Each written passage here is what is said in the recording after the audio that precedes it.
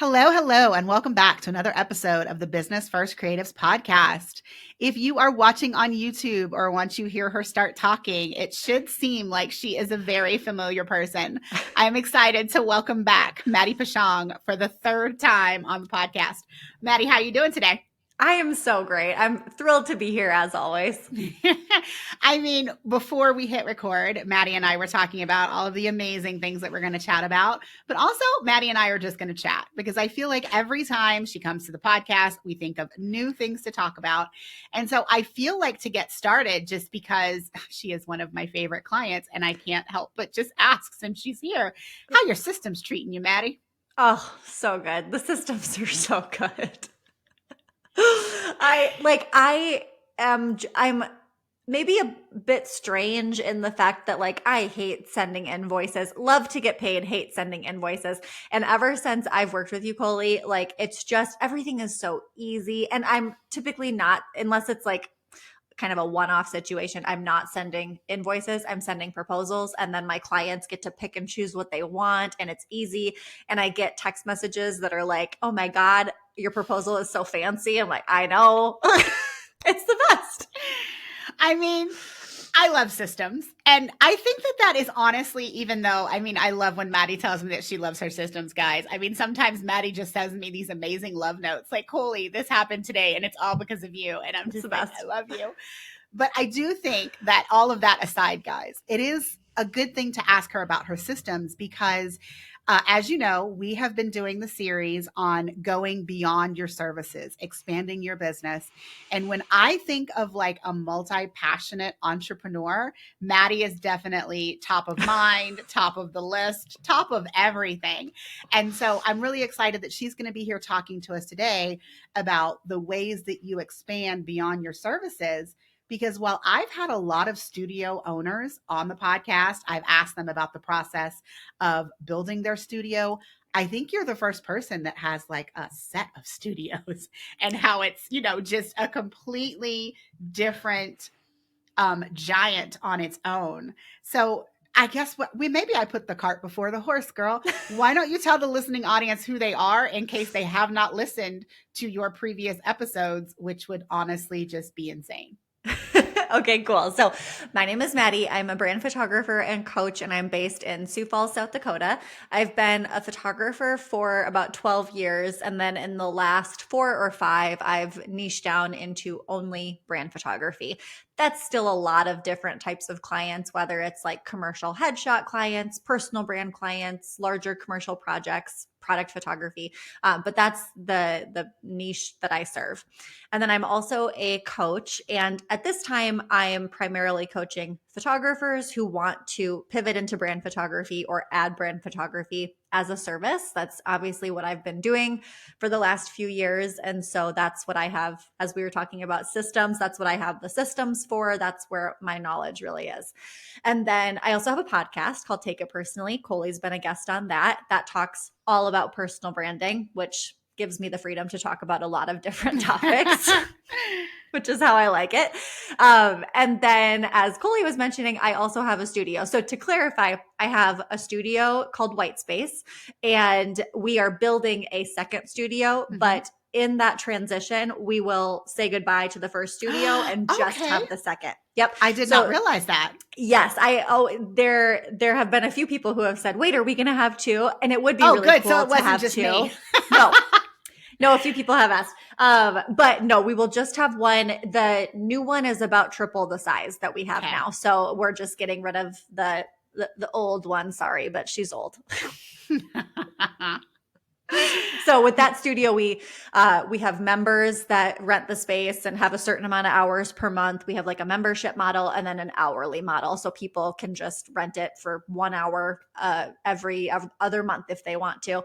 And we opened in February of 2020, which was a trip. But honestly, it's been fantastic. I mean, how many pandemic studio babies were born in 2020? I mean, I'm legitimately trying to think of everybody who I've had on this podcast, and I think everybody that I've asked about their studio, they've all opened their studio after the after the There were a lot of us, yeah. Mm-hmm. So when it comes to going beyond the services, I feel like I should maybe ask you a beginning question because you just told us all of the things that you've done. Yeah. But how long did you strictly do photography and like photography and not coaching and not the podcast and not like any of those things? How long in your business was it just photography? Oh, okay. If we're going back to even before the podcast, it was 2019 is when I started, like late 2019. So that would be, That's I still think a good 7 years. yeah, it was. I was thinking, I'm like, when did I start? It was 7 years of just photography. And then even when I started doing the podcast, honestly, the last like, I think 2 years now, the podcast has had regular episodes. That was not always the case. Well, plus, like I at mean, all. sometimes people open their podcast as like another service in itself if your purpose is to monetize the podcast Right. separate from your services. But not all of us have that, that idea when we do our podcast.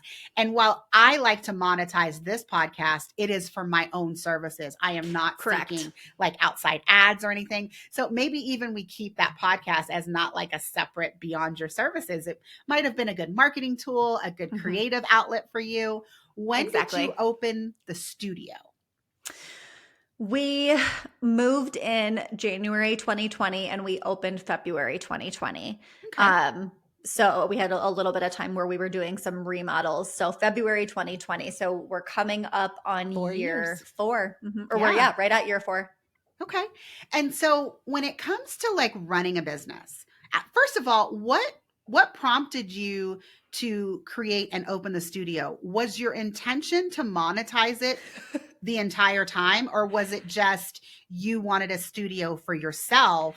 So it was really just like a part of your photography business or an extension, if you will.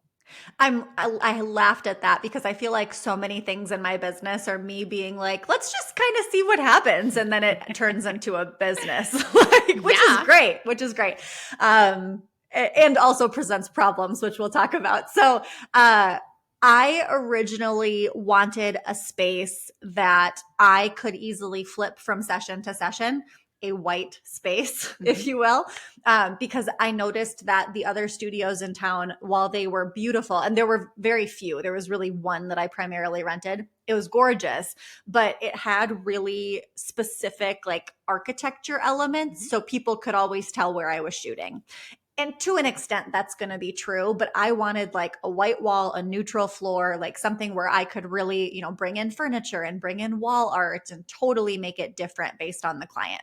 And while I was having that thought for my business and my brand photography business was growing, and also just pivoting into brand photography, I knew that I would need, like, I can't just go to an open field and, expect that it was going to work. You don't want to photograph diapers just in the middle of the grass. Is that what you're saying, Maddie? Exactly.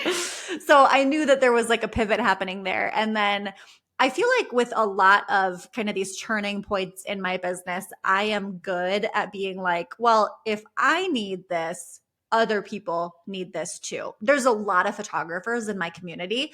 It's a really excellent community for photographers. And so I kind of had that in the back of my mind. And we figured, I think originally we figured that I would have a handful of other people like helping me with the lease, just like not a membership model or anything, just like you pay $500, you pay $500, I pay $1,000, and like that's what this is. But then we decided to add like the hourly renters pretty quickly after, and didn't really know what to expect with it. And it went really, really well. So then we played around with things like punch cards and that sort of thing, and ultimately landed on memberships because the issue with studios is that you're pretty blind month to month when it comes to revenue unless you have a membership model. So ultimately made that change. I mean, I think that was a great way. I mean, and let's be honest, like all of us love to stabilize our income. I mean, I've had Anami Tonkin on the podcast, and she's talked about her portrait membership, which I also have one for my photography business. And all of us that kind of revolve on very inconsistent income really value, well, how can I create consistent income in a business that, by default ebbs and flows every single month, depending on what it is that I'm doing. And so a membership model is a great way to make sure that, your studio is sustainable and profitable, and that you are not footing the bill on your own, or that you're not having unexpected, months where, oh, no one rented the studio this month. So now I have to pay this entire lease going forward. So, I mean, I love that for you, Maddie. I think it was a really good decision. How long did it take you approximately? Because you've had the studio for 4 years. How long have you had that membership model? And are there any things that kind of happened once you integrated the membership model that you were like, okay, this part's really not working. Like, maybe we need to do a little tweaking here? Well, the most annoying thing about the membership model is that it was my husband's idea. I mean, I am always willing to admit when someone else is right. I'm always willing to admit when I am wrong. It just happens so infrequently. I have this conversation with James all the time. I mean, and honestly, when he gives me a really good idea, I feel myself, oh, that was a great idea, James. Thank you so much. Oh, that's a great idea, James. I feel myself saying it so much because it rarely happens. But I mean, this was a pretty big thing in your business. So Jeff, if you were listening, bravo. Yeah. So we knew about the membership model from other studios. There are a group of studio owners we've connected over the years, and we have like a Facebook group. And I knew that a lot of my counterparts at other studios had membership models, and some of them had a lot of success with it. Some of them had a hard time getting it off the ground. We had a lot of success with punch cards. But the issue with the punch card, so you buy like a $500 punch card and it's got 10 hours on it. So each hour is less expensive than if you were to just buy it. But the issue with that is that, you don't know when it's coming, right? And you would also have periods where you'd sell a lot of punch cards, and then people would use those punch cards in other months. And it was really difficult to track capacity and to track revenue. And so Jeff had been talking about, we really need to introduce this membership model. We really need to get rid of punch cards. And I'm a people pleaser at heart. I've tried to heal that part of myself, but I was so worried about what people would think and what they would say about that shift, because it's different for sure. And ultimately, it's a little bit more of a risk on their part. Our memberships are very low cost, and I do that on purpose. But still, it's committing to 6 months as opposed to a one-time purchase. I get it. So I was just so terribly nervous. And so it was last December, not 2023, but 2022, that we like really hard pivoted into no more punch cards. Here's the membership model. And I think after I did all the, sales and marketing for that winter like sale, we had 4 memberships. And I was like, okay, this is great. Like that's about $1,000 a month that we don't have to worry about. And then we just ran that sale again, because we always do like a Black Friday. And with the excitement about the new studio and prices going up and all that, we have 10 members, and I could not be more thrilled, because that's basically my rent. So that's awesome. Okay. So we've talked about photography. I mean, we didn't really talk about it in this episode, listening audience. So if you want to hear more about why Maddie decided to pivot into brand photography specifically, we're going to touch on it a little bit at the end. But I mean, we have really gone into that, especially in her first episode on the podcast. Both of her previous episodes will be linked in the show notes for you. You just get to go and click and listen to her. I mean, I know you're probably already enjoying what she's saying now, and there's just more goodness in her previous 2 episodes. But getting back to today's topic. So we've talked about your photography a tiny bit. We've talked about you expanding into being a studio owner and then running this membership. When did you take another pivot into like the coaching side of your business? It was at the same time, because I'm psychotic. So not only was I opening the studio and starting coaching, but then a pandemic happened. But honestly, like that happened to so many people. So many of us were like making changes in our business, and then the world shut down. Like I remember the conversations. I mean, Maddie, I don't know if you know this, but my Dubsado setups are a result of the pandemic. I mean, I don't know if That you is knew not that. surprising to me. I did not know that. I went on to Anami's podcast. This can't be that hard. She brought me on it aired on my birthday in 2020. So my pandemic birthday, my first pandemic birthday, if you will, it aired. And I remember, she brought me on as a CRM expert. We talked about why you need systems, why a software tool is great to help you organize your business. And when we stopped recording, I said, oh my God, that's my next course.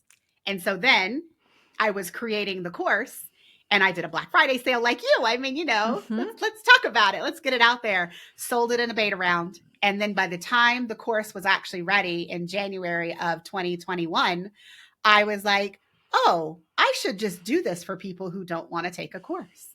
And so I launched my course and my system setups done for you at the exact same time, just like you did. I mean, we do not let grass grow. We do not let grass grow. We We're also, not bored. when we get that idea, we are like, okay, let's just go, all in. Yeah. So let's talk about the coaching for a bit. What called you into coaching, and what does that look like when you started versus now? Because I know that your fabulous group program, Rebrand, is going to be opening soon, but that you didn't start out by offering a group coaching program. So what was the impetus? And then how did you kind of go from wherever you started into offering Rebrand? So my background, before I quit my job and started doing photography full time, I did social and digital marketing full time and loved it. And so I was always kind of like the Instagram girl. Like I was really fascinated by social media and I kept up on trends and like algorithm changes and that sort of thing. So people would naturally come to me when they had questions for that type of thing. And I think because of that, and I had, let's see, in 2017, I think, or 2019 was when I hooked up with my business coach, and she's been my business coach ever since. And she definitely encouraged me in that direction, like saw the potential for me to be, at the time, we weren't really sure if it was like teaching and educating or coaching or a combo, but pushed me in that direction. And so the first thing that I ever did was hosted a workshop for like $350. I think I had spots for 12 people and it sold out in like a day. And I was like, oh, okay. This is the thing. Yeah. And terrified and excited, and hosted that. And it was very specific to Instagram, like using Instagram to grow your business. There was definitely like a through line of personal branding, but at the time I hadn't really identified that that's what it was. So it was Instagram. And at the end of the day, we did like a little cocktail hour with appetizers and stuff. And there were a few women who stayed like through the evening, and multiple of them were asking me about the mastermind that I was in. I was telling them and change my business. And she really pushes me and all this stuff. And they were like, well, why don't you do that? And I was like, well, hadn't thought about that. I don't know. And maybe I had talked about it with my coach, but I don't think I really had. So that was when I first kind of had the idea of like, oh, maybe I could do some sort of a group like this, but if it could meet for 6 months or something.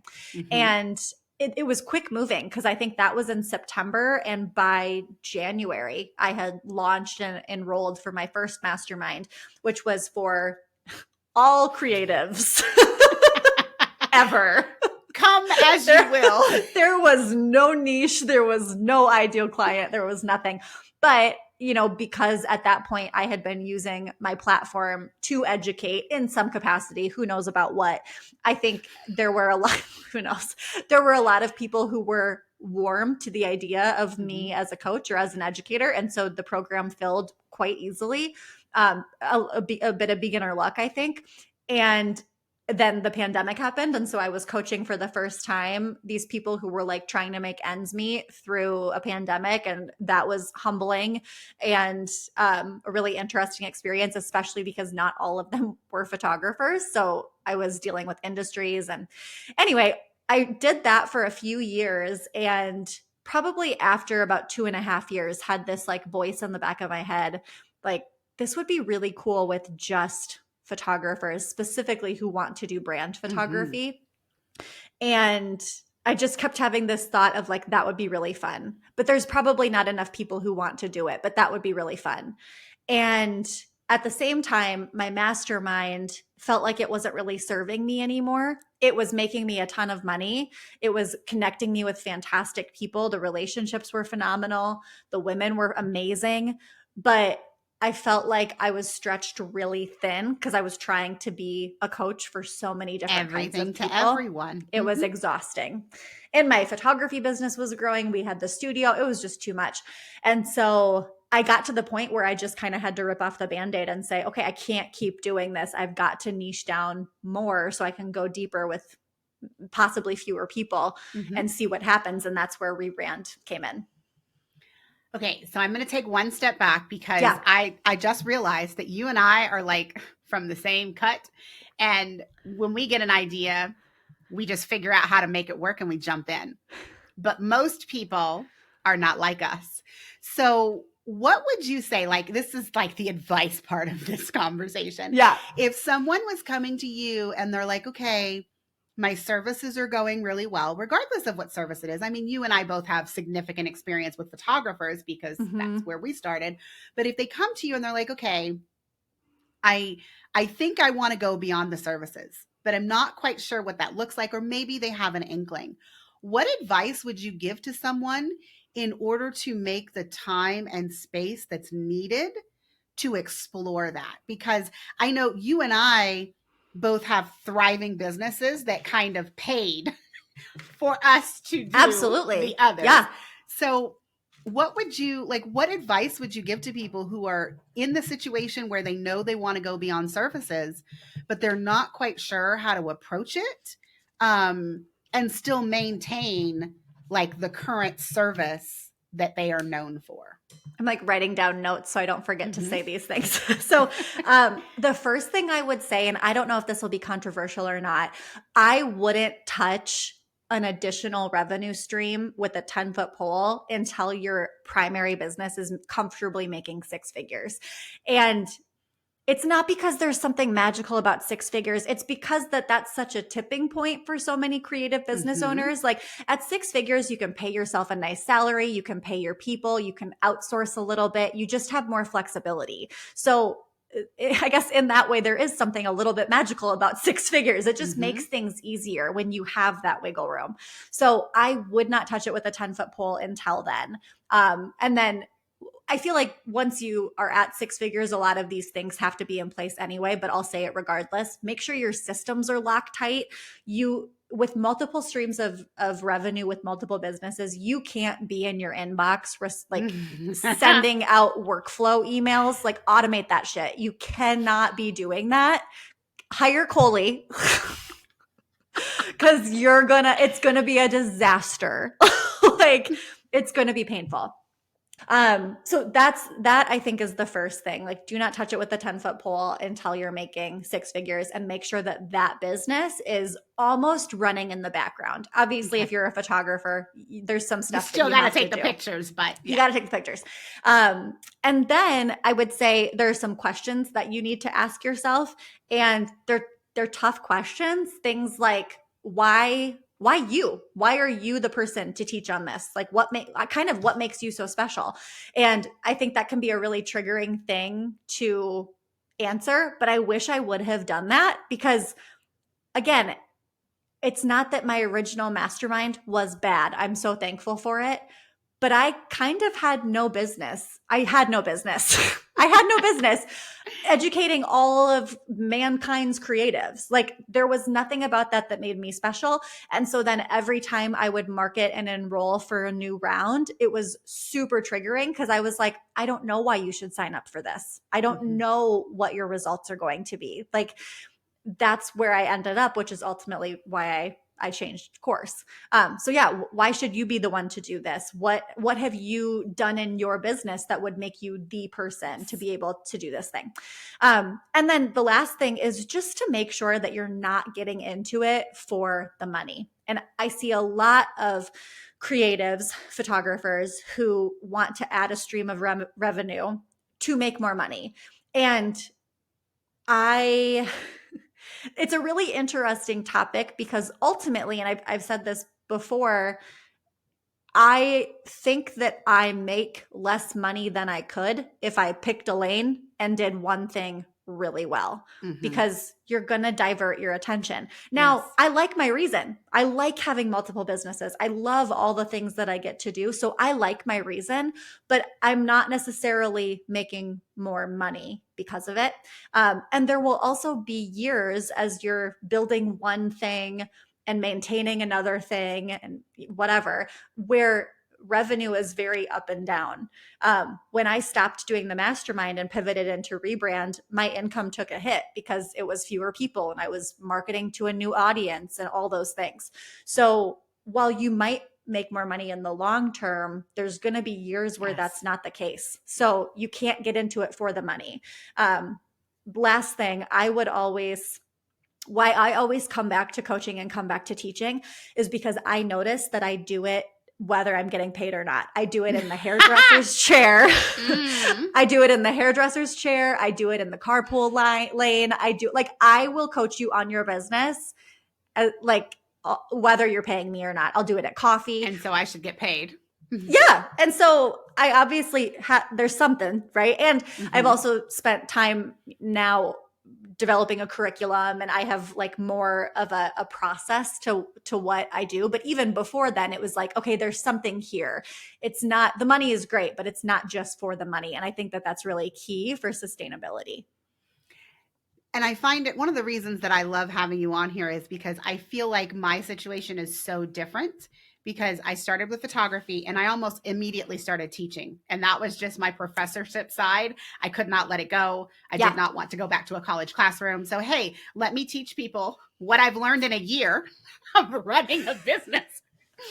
Because at that point in time, no one was teaching documentary family photography in home. Nobody was addressing the things that are like, okay, I've been taking these pictures outside, but it's not just let me hold up a sign and say, hey, can I come to your house? That shit is not real. It does not work. It takes a lot of marketing and a lot of messaging to get people to allow you to come into their home. And so no one was talking about those things. And I was like, well, you know what? I really know how to teach. So let me figure out how to gather my thoughts on what I've done in this year and just go teach it. Yeah. And when it came to the system side, I mean, like I said, I was on the podcast, but I had been getting questions and answering questions for free inside of all of the Facebook groups, because I want everyone to win. I want everyone to stop sending emails constantly that you don't need to send. Yeah. Pay Dubsado to do it. Pay Honeybook to do it. Like, it's $40 a month. It is so worth your time to not constantly be in your inbox or constantly be checking on your leads. But that started for me because people were asking me and I was telling them what to do for free. And I mean, now it costs a lot of money for me to tell you what to do. But like, that was my impetus for kind of my shift. And I think I'm different than you in that my photography has gone way down as the systems have come way up. Now, I mean, I have lifelong clients that I will just never get rid of. If the kids let me come to their college graduations, I will probably be there with a camera, smiling and waving and crying hysterically. But I do think that to bring this back around to a point, you need to be cognizant of what your plans are for each stream of income. Yeah. If it is that your first stream of income is going to pay for you to set up the second one, but eventually the second is going to be like your main, or you're trying, I mean, you have to be cognizant of that, because if your intention is to continue in both, you have to make sure that you have the time and space for both. Yep, I totally agree. And you're right. My photography business and coaching business have like simultaneously been growing. And I spent the majority of last year being like, I don't want to pick one. Don't make me pick one. And then toward the end of the year, I was like, fuck this. I'm tired. And this year, the goal is to scale coaching and continue to work with my current photography clients, possibly take like larger projects and step back a little bit more from photography. And I think that that's the shift that has to happen, unless you're going to have, I mean, I'm sure there's a way to do it, but yeah, a team, because it's just really tiring.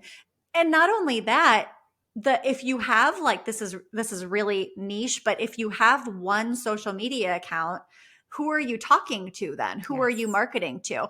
And that has been, as I have really pivoted hard into growing my coaching business and my education business, I am getting fewer leads for Yes. photography. And that's a blow to the ego, and a blow to the bottom line in the photography business. And so you just have to know that that's probably coming, and how do you want to navigate that? But what's really interesting is like right now we're talking about your photography and then your coaching, but we're leaving off the studio. And so technically Yeah. your studio audience and your potential coaching audience, they are not the same, but they have overlap. So That it is, could, I will say, that's the cool thing about all of my audiences. If we're doing like photography, coaching, and studio, there is overlap among all three of them. okay. There's like, it's like a Venn diagram of photographers and business owners. Yes. And that is very helpful, and it's still hard, So if you're a I'm trying to think of what a good example would be. I mean, I see it a lot with my clients who are photographers and wanting to have both a family photography part of their business and a brand photography part of their business. Not impossible, but it's just more challenging because you're talking to Mm-hmm. two different people. Yes. And I mean, you're the third person in this series to talk about these things. I previously interviewed Brittany McBean in the very first episode of this series, and her audiences for her different offers are very different. Yeah. And then I interviewed Elizabeth McCravey, who talks to business owners mostly for her website templates. But then when it comes to her coaching and her booked out designer course, she's mostly talking to web designers. I mean, a few business owners that are not web designers like me. But so, I mean, this is a conversation that has come up many times in the series. And if you are just hearing this as the first episode in the series, I highly recommend that you go back and you listen to the previous episodes, because these are things that every single one of us have grappled with when Yep. you move from your original service to either a new service or to something that is more digital, or something where you're selling, you're renting space in your studio through a membership model. I mean, there's so many ways that you can move on from like the main service that you had in your business, Mm-hmm. whether you want to continue and grow everything and have multi passions, or if you're trying to like pivot from one to the next and are still at one point trying to talk to multiple audiences on your social media. Yeah. And I think at the end of the day, this isn't a conversation to scare people into not pivoting or not Yes. adding a stream of income. That's not the intention at all. However, I get really fired up when people talk about passive income, and I will have clients. Yeah, I will have clients come to me and say, I really want to, like, before they're even breaking $50,000, I really want to get into passive income. I really want to start passive income. And like, I wish that I could find whoever started that trend of talking about effing passive income and the way that we talk about it online and strangle them, because it's not passive income. Nothing is passive income. If you want to sell something, you have to talk about it. And if you are talking to multiple audiences, it is more work, not less. And no one's talking about that until this series. So you're welcome. I mean, it is very it is very time intensive. And Yeah. if you are one of the lucky ones to where your multiple offers, your different income streams do happen to have the exact same audience, Take bless that to you. the bank. I love Take that you. shit to the bank. I think we all wish that, that was the case. But then Yeah. then the question is, okay, but Colie and Maddie, if it's so easy to do it towards one audience, why don't you just stick with creating multiple things for that same audience? And I don't really have an answer to that, because sometimes that just can't be done. I mean, I wish I could tell you that, but it can't be done for everyone. And so, Well, and marketing. I think then you get into, even though your audiences are maybe the same, depending on what you're talking about, you again get into the issue of having too wide of a net. Because so I am a brand photographer for business owners, and that's what my coaching started out as, right? Mhm. Creative business owners. But that was so hard because how do I put together a framework and a process for every business owner ever? Like that is really, really challenging. I don't know the answer Come to that. all are Yeah. welcome. No. Whereas if I say, can I put together a framework for how you can pivot into brand photography and grow your brand photography business? Yes, I can. It's a 4-step process. Here you go. So I think that that's the issue of if your audience is the exact same, it's still not the exact same. And I love that. And I think, I've kind of done this yo-yo, this up and down, sine and cosine. Lord, I'm talking about math. But I have just gone up and down when it comes to marketing the system side of my business because I am really good at helping photographers. But every once in a while, I want to help somebody who's not a photographer. Totally. And so sometimes I am just talking to photographers nonstop because I know that if someone who is not a photographer is really interested in working with me, they will inquire anyways. And then we can have a conversation about whether or not I'm a good fit. But when I try to kind of say, oh, I'm for all creative service providers, even when I say that, I'm really not. There are lots of you that come to me and I'm like, no, first of all, I'm not the person for you, or Dubsado and Honeybook will not work for your business. I mean, just because I say I'm open to all creative service providers, it doesn't actually mean that I can help everyone. It just means that, hey, if you like me and you like my vibe and you would like some of the systems help that I'm talking about, let's have a conversation. But so I was going to ask you about this. I think this is a really good point. Do you find that the more specific that you get in your marketing and like who your ideal client is, the more that your inquiries increase across the board, not just with photographers? I'm not sure that the inquiries increase, but the likelihood that the sales conversation is going to be very short and sweet and to the point is amazing. Because when I am continuously talking about, because originally my course was just for family photographers, and it was for family photographers, but my services were I would set up anybody's Dubsado account. But as I now expand to Dubsado and Honeybook, again, that's kind of, even though it's the same audience, those people, like I can't specifically talk constantly about the proposal process in Dubsado if I also have to give equal time to the smart file process in Honeybook. So even I struggle not even with different audiences, but the different products that I offer, I have to still cautiously talk about those things. But the course was originally family photographers and services was everyone. And then I realized because I want everyone in the course, like the course helps you no matter, what you're doing. I kind of expanded from that. And then I went deep on, but I really just want to do your setups if you're a photographer. So, I go back and forth. I think it's just my mood. But regardless, I feel like if people want to hire me, they're just going to inquire regardless of what my messaging is. But messaging is easier when you're talking to one particular audience. Oh my God, yeah. Your framework, the deliverables, the benefits, all of those things are easier if you can, and I don't want to say templatize it because all of these things can still be very custom. Totally. But like you would talk to a wedding photographer about building their business very different than you would talk to a brand photographer. You have this innate knowledge now after being a brand photographer and now running a studio and working with all of these businesses that really help you help other brand photographers to grow their business or just get started in that genre. Because I don't know if it has something to do with the pandemic, but I feel like brand photography has just exploded in the last 3 years.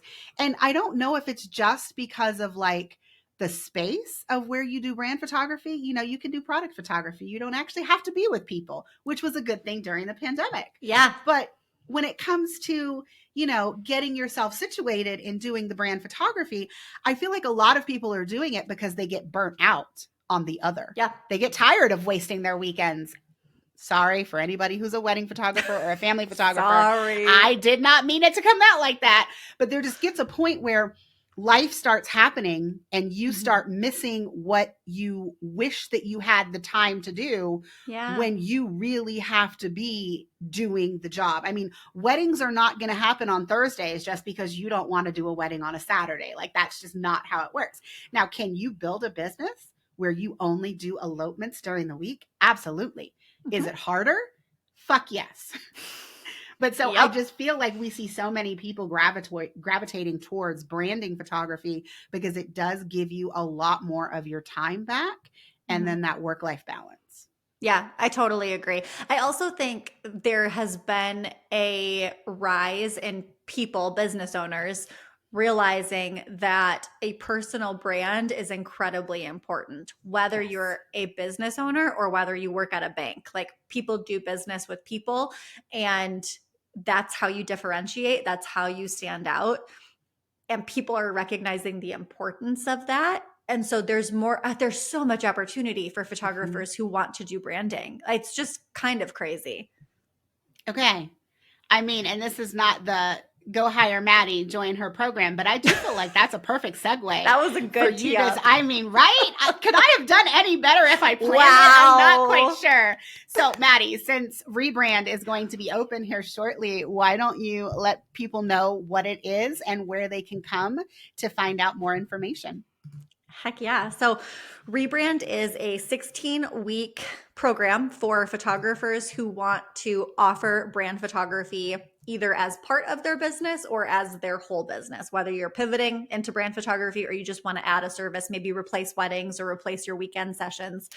And my goal with everyone who comes into Rebrand, it's a customized program, certainly, but my goal as the coach is to get everyone to a point where they are charging four figures for a brand session. That is Good what job. that service is worth. That is what that service is worth, period. And so that's my goal, but it is a coaching program. So it's not like a course that, I mean, how many of us have a ton of courses that are still like in our inbox? I've actually been really good lately about going through courses.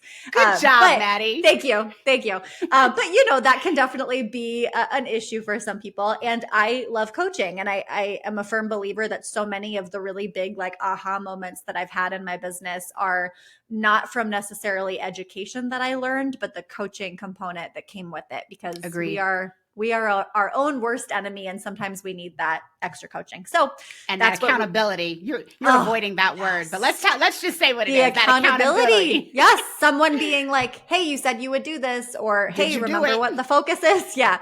So that's what Rebrand is. There is a curriculum, there are video trainings, there are guest experts, that type of thing. But then we also do coaching calls almost weekly, to work through, maybe it's just a simple question on, like, how do I put together a session? And maybe it's like, I feel like I'm not making any money right now and I'm in a really bad headspace, and how do I get through that? Mm-hmm. So it's my favorite thing I've ever done in my business. It's so fun to have a bunch of people in a digital room that are all kind of in the same boat.